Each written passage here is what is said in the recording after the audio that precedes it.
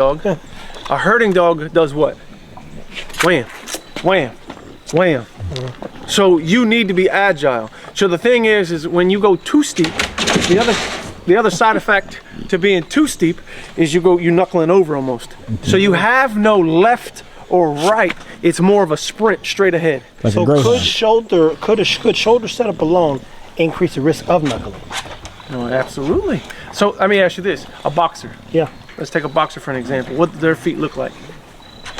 You talking about they pigeon-toed? No, like their feet. Oh, I ain't never seen no boxer's feet. They're tight and really forward. Or if you look at, really forward. Because look at their shoulder setup. It's really strong, really like forward. Oh, boxer. I'm thinking Mike Tyson. No, like a boxer. Think about the same thing. Hey, I swear, I was like, yo, Tyson, I'm thinking about where they at on the mat, finding soft spots, all that stuff. Hey, it's all right. He literally is talking about a boxer the dog. Yes, I've seen an AKC boxer. So how steep are they? Yeah. Very steep and forward. Big chest, narrow rears, all that stuff. But shoulder setup is very steep and very forward. And now what do their feet look like?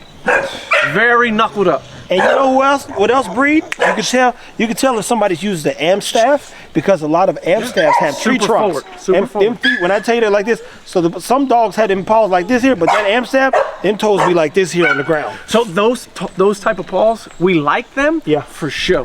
But for Stan's particular working dogs, they can do the 100-yard dash. They can do the hardest hitting competition. But when it goes left, right, it's not good. Think about it. You want your hands. You want to be able to feel the ground.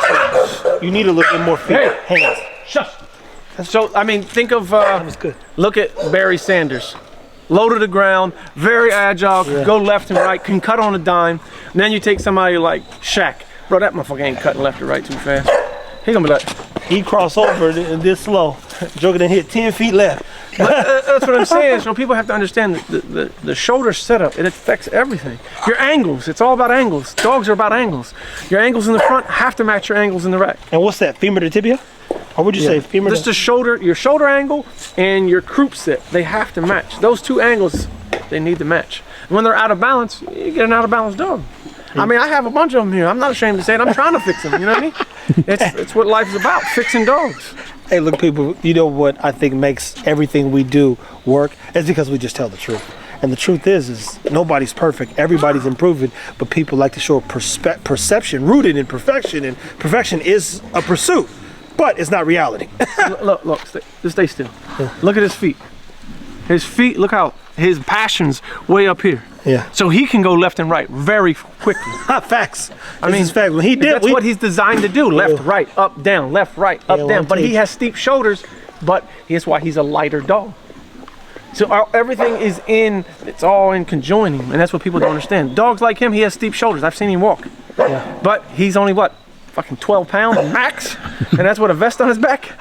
Yeah. Honestly, he's probably about 6 pounds. Yeah, no, he might be a good 6, bro. But bullies are bigger than this, and it's week 6, and he's going on 8 months. Yeah. So, and that's what people don't understand. They're gonna be like, well, my Jack Russell's steep. Yeah, but he weighs 12 pounds, bro. Yeah. It's a total different thing. But their passions are a lot softer. Yeah. You know, if you ever look at a Great Pyrenees. Great Pyrenees, they have back dew claws even. Yeah. So does the Situation Shepherd. And it's to be able to catch when they're running left and right. Same thing with almost any herding dog. If you look at herding dogs, we'll take an Aussie, because I know you trained an Aussie. They're really soft. They're really soft in the passions. They're not really upright and like, oh my God, he's a show dog. They're fragile. They're like agilely fragile, but they're not fragile, but they're agile. So they need flexion. Yeah. That's what we call it. They need a lot more flexion than a dog. You get a dog's like, it could be real stiff and tight. So you take a dog like one of mine. He's 90 pounds. He's super upright, super correct. I mean, he's gonna move like this. Like Frankenstein, you know what I mean? Ali used to do it.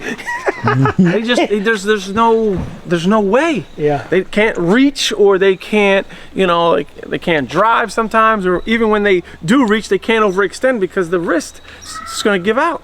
So they can't overextend. You don't see dogs walking on the backs of their pads. They walk on their feet. They don't walk on their balls. Yeah. Unless they've been in the crate too long, but that's a topic for a different day. That means it. Now, people, Stan's hit record. we're here at the crib and we're talking dog. One of the things I always love is putting this stuff in real time. And when you get to see dogs, Stan and Jamarcus both, and myself, which is why I come out here, you know, when I get a chance, you learn something every time you get around this guy. And it puts in perspective even what to look there for down into the, you know, to the detail. And I have the books. So when he's saying that, I'm like, oh, now that's what that means. You know, it's literally just connecting a lot of dots because he can show us good, bad, and, you know, respectfully ugly when it comes to things that could be issues long term or issues that could... That you don't want to double down on. There you go. Prohibit your program's growth. And that's some of the stuff, you know. So where do you start when breeding? If you get 2 dogs, where's the first thing you would focus on breeding first? Making better. For me, it's always about making better. And is that rooted in health or look? It's a double-edged sword. Combination of both. Because you don't want to make a healthy dog that nobody wants. I mean, I'm just being real with you. Yeah. I want to make a dog that people are visually appealing to, and then at the same time, you know, we always say that social media is the downfall of society, but we can use it to our advantage because now, you know, when I came up in dogs, we had VHSs that we had to wait 2 and 3 weeks for them to send them to us. Yeah. I got a bag of them in the crib. And we would have to wait, and I had to pay you $25, and the VHS would come, and then I'd have to watch it, and I'm like, I don't want to use him. Let me find another dog. Whereas social media, where social media, now I can see 20,000 dogs at the stroke of a finger now.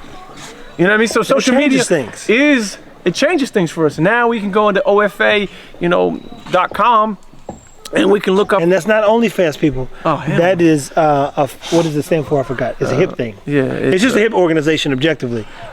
Don't worry about it. It ain't that important. We don't own it. So, so OFA, you can go there. You can type in a dog, especially if they breeds. You can type in by breed. Like we can look up all the dogs that are Jack Russells that are tested: hips, elbows, trachs, hearts, eyes, and say, all right, well, this dog's all tested. These 4 dogs are all tested. Now, if I'm trying to make an absolute healthier dog, I have between these 4 dogs in that personal database. Now, there might be 10 other databases. You know what I mean? Yeah. Because you know the UK doesn't use OFA. So, and then you can look up pin hip too, you know what I mean? Yeah. So there's other options that we have, but we now have the internet to our advantage to where we can search. We don't quality. have to, we can search through, we can start here and say, all right, these are the looks. I mean, these are the health that I want to be at. Now who has the look? You know what I mean? And come down slowly but surely. There you go. There you go. So you start from the inside out, but focus on making sure, for one, you could, if you're looking at it from a business standpoint, and even though you gotta produce something that people want to see. Yeah. You gotta produce something people want to see, or be as good as you can be, and make people just want it regardless.